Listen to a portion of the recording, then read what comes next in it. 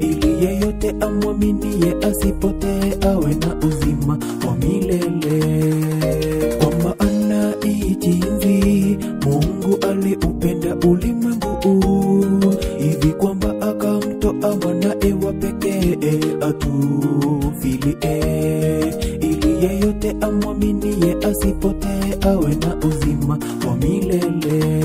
Yeye ndiye dhabihu yetu, mwombezi wetu mbele za Bwana. Atuombe anakumkanya baba yake Mungu atoe ghadhabu yake kwetu.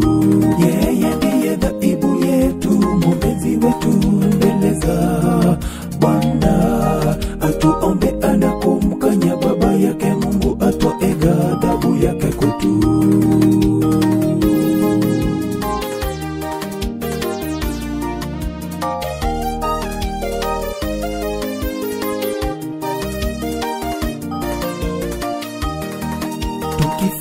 Tukifahamu kimo cha wokovu wetu, jinsi mwana wa Mungu alivyokufa kwa ajili ya dhambi zetu, inatulazimu kutambua jinsi tunavyokuwa watu walio wake Kristo.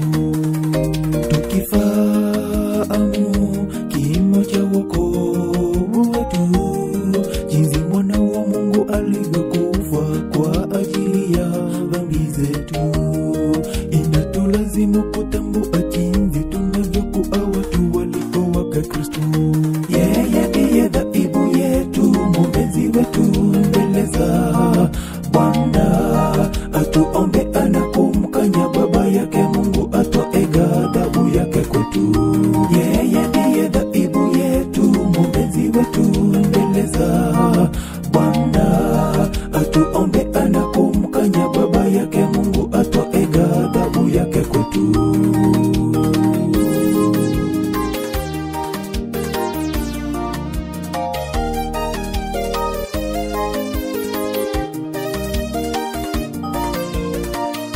Yeye ndiye dhabihu yetu, mwombezi wetu mbele za Bwana. Atuombe anakumkanya baba yake Mungu atoe ghadhabu yake kwetu. Yeye ndiye dhabihu yetu, mwombezi wetu mbele za Bwana. Atuombe anakumkanya baba yake Mungu atoe ghadhabu yake kwetu. Yeye ndiye dhabihu yetu, mwombezi wetu mbele za Bwana. Atuombe anakumkanya baba yake Mungu atoe ghadhabu yake kwetu.